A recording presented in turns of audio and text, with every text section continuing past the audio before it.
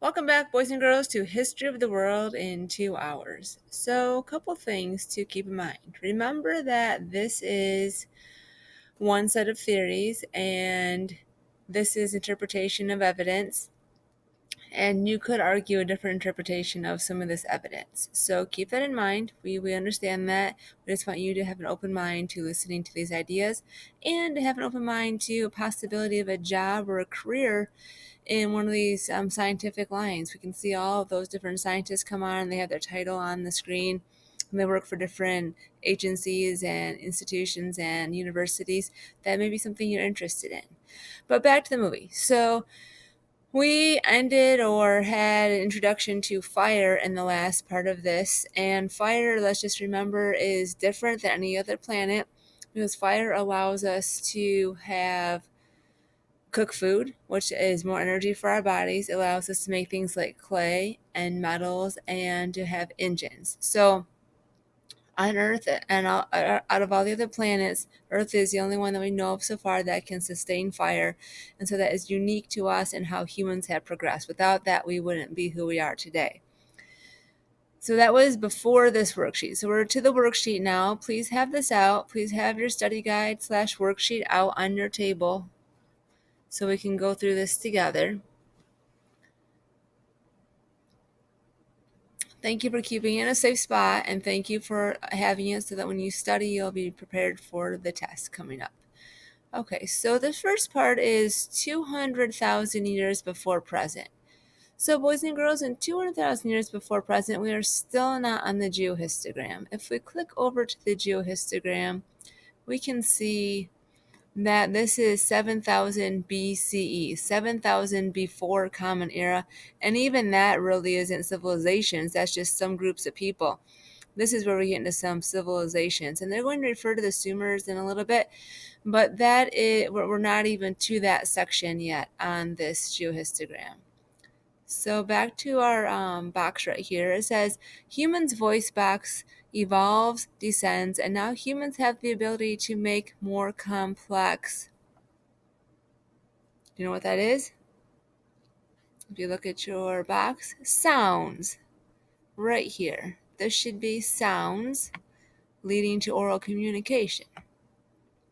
And when we talk about the sounds, we're talking about being able to tell people things, that communication piece. So I can say, Cousin Freddie, don't go down in that gully. You might get eaten by something down there. Or, hey, these berries, last time Uncle Eddie ate the berries, he didn't live past that, so don't eat the berries. So I can communicate ideas and information to the people in my clan or my group. These are still small groups, nothing like a civilization, not large amounts of people, but small groups of people would live together. So we're able to communicate. 100,000 years ago, man migrates out of the blank continent. What continent are we talking about? Okay, this is the African continent. There is fossil evidence of humans in that region, that the oldest tested human fossils. It's not to say we can't find more fossils later. It's not to say that that's for sure the way where they started, but that for right now, there is fossil evidence of humans. The oldest fossil evidence is in Africa, and then humans left from there. Keeping in mind, we'll get into more detail of that. We'll follow the human spread and how humans migrate around the world. We'll do that in more detail later. So in case you're curious, don't worry. We're getting back to that. The next one, right here. Blank of the land on Earth can be reached by foot. Do you remember what that is? At this point, half of the land on Earth can be reached by foot. So, and there is some evidence changing.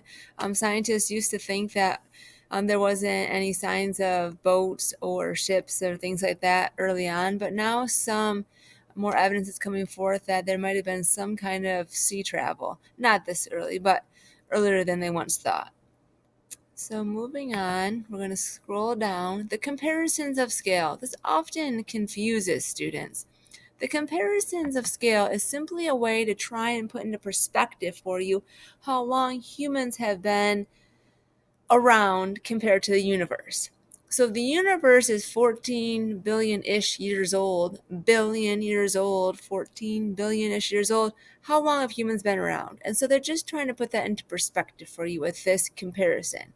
So we'll go through these numbers and you can make changes if you need to. Many students usually get these wrong, so that's okay. Just make the changes. It's only a comparison, so you can think through how small of a time period humans have been on Earth and in the universe. Okay, the Earth has existed the last 5 years. So if you don't have that, switch it up. Large, complex creatures emerged 7 months ago. This is 7. Dinosaurs became extinct 3 weeks ago. This is the comparison of scale. If we broke it down and made a comparison, you would, oh, there we go. I'm supposed to be leaving now. So we can see that'd be 3 weeks ago. Recorded human history has been the last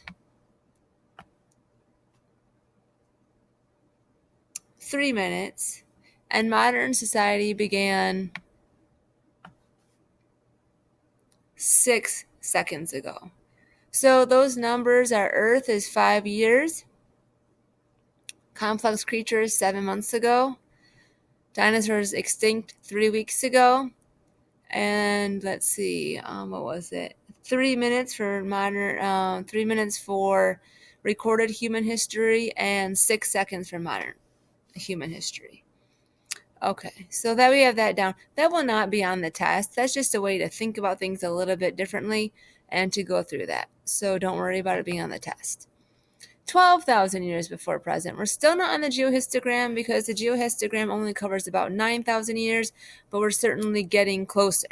This is the exciting part. Up until this point, boys and girls, have you noticed that we've really been doing a lot of science? We've been talking about the moon, and we're talking about the sun, and we're talking about coal, and we've been talking about what else? Lots of different things. So now we're getting into the human part of it, the larynx. We're talking about going to be talking about civilization. So we're starting to get into the more social studies end of things. I love science too, but that's not our specialty in this class. So we cover it because it helps to define who we are, and we need to understand some of those changes and those things that have happened to humans through time. But now we're really getting into the more social studies end of things in terms of our time on Earth and time in the universe. So 12,000 years before present. Let's see. The blank created land bridges and helped man spread around the world. This is Ice Age. Now, don't confuse Ice Age with ice bridges versus land bridges. We will talk about this in much more detail later on, and we'll even show a little diagram of how this really works. But people were not crossing on ice to get to different places. They were crossing on land bridges. And that has to do with how the water was freezing. But we'll talk about that more later. But this first blank right here is the Ice Age created land bridges and helped man spread around the world. Taking note, land bridges, not ice bridges. Not to mention, I'm so glad that we're through the Ice Age because I would not have done well during that time period. I think it would have been so cold. You have your, I don't know, wrap of some sort, a woolly mammoth wrap or something. Seems like it'd be a little bit of a hard lifestyle, but humans were resourceful, and we're going to come about this. They, rather than die off, humans have adapted. I'm not sure I could have adapted to the Ice Age very well, but humans did. Adapted means to change or to be able to do things differently. So this blank right here is adapted, but it also means to change or to, you could say, adjust to a different way of living given what they had and given the climate at the time. And then again, this is coming up again. What is the unheralded hero of human history? Grass. Okay, again, not the grass that your parents grow in their yard, but the kind of grass in this case that we can grow, harvest, store, and eat over a time period. Humans are changing the way they live about this time period, and we'll study this in much more detail, but for now, just note that humans are changing how they live. They figured out that grass can be grown at a certain time of the year, harvested, and then kept for a whole year and then eaten throughout the year. That is a game changer. They don't have to move around for food anymore. They don't have to look for berries. They don't have to try and hunt down something. They can stay in one place and grow this grass and keep it someplace and then use it throughout the year. But you're probably thinking, does that invoke any problems with that change? And of course it does, and we'll talk about that. But thinking of problems that they may need to solve because they have this food stored. Well, first of all, you need to keep really good track of it, right? You can't, you can't get really hungry in January and eat all the food and then have nothing until the next growing season. So you have to learn how to write and keep track and have some kind of mathematics to know how much you're eating and how many people there are and what they need. So that was something that came up. You also need to protect it. So there's armies, and you also need someone in charge of it. So now we're getting into government, but we'll get into that later. Super exciting stuff. I really do enjoy that. 6,000 years before present, centers of power and innovation appear, especially in the Fertile Crescent. So, innovation, you're thinking 6,000 years before present? Whoa, that's crazy. Yes, yes, yes, there was innovation then. Not what you and I would think, not cell phone innovation, not iPad innovation, not internet, but in other ways. And we'll talk about some of those fun examples. Spears, bow and arrows, keeping food, so things like that. Then the next blank. Some of these Sumerian centers in Mesopotamia can be called our first cities. So cities are starting. Yep, you guessed it. We're on the geohistogram. We're in this area. We're getting into some small town type things, cities, small cities, and we're living together in bigger and bigger groups. And here are the Sumerians and then the Indus River Valley. These are the ones we'll talk about first when we get into those specifics. So that is cities right here.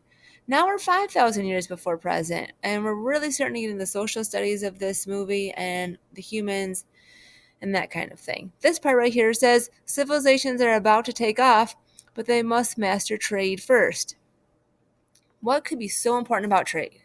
I want to take a second just to turn to your neighbor and discuss why is trade so important for humans. I'm going to sit here for a second. You guys discuss, have a little chat, pause if you need to, and then come back. Why is trade so important?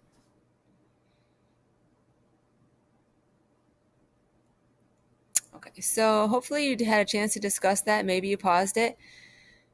And we'll talk more about why trade is important as we go through these different civilizations and empires, but we're talking about trading ideas, we're talking about trading goods, we're talking about trading ways of life, religion. All of these things help the human brain explode with ideas and new things to do. So it's really a cool time, and in order to do that, they have to trade, they have to see different lifestyles. Speaking of that, what allows them to do that? Humans can't carry a bunch of stuff on their backs. In this time frame, 5,000 years before present, we are talking about the donkey becomes the key to trade. Yes, the good old donkey. So the donkey really helps humans to be able to pack things on, pack mule, donkeys, and move it to different places. So cool that donkeys had such a vital role in human development. Then moving on, by 2000 BC, massive monuments such as the pyramids, Stonehenge, and ziggurats are being built. Boys and girls, I do not understand how they built those pyramids without modern machinery. It's just amazing to me. Same thing with Stonehenge, and the ziggurats is a reference to religious buildings, which we'll talk about more later. So these things were being built during a time without cranes, without loaders, without pickup trucks, without those kinds of technologies, which is really cool to think about and shows just how creative humans can be. So I've corrected this. If you need more information, if you didn't get it, you can rewatch this video, or you can ask a friend, or you can email me. But this has filled in our worksheet for today, so you have all the answers for this. We're going to watch the next segment of the movie. So today you'll be looking at this part. We'll be using the same word bank, but you'll be filling in this part of your sheet. This is the last segment movie segment. So today you'll wrap this up and then we'll correct it tomorrow. This part right here is work with the geohistogram. Unfortunately, at least right now, we don't have paper geohistograms for everyone to have, which it's really hard to click through that online one, I think personally. But if you can go online and try and use the online geohistogram to answer these, that would be great. Do your best. We'll talk about them tomorrow. There's really only two that you actually have to fill in. The other one is just more information. You can compare it. The geohistogram is cool, but it's a lot easier to use when you have it on your desk. And then it goes through 2,000, 500, 300 years before present, and then into the 20th century. So do your best to fill those in. As usual, I prefer to watch the movie and then fill them in at the end after I've already watched and I've gone through what the movie has to offer, and then we'll correct them tomorrow. Enjoy the movie. Please sit up, face forward, be good listeners, and take this in with an open mind. Thank you so much. See you tomorrow, guys.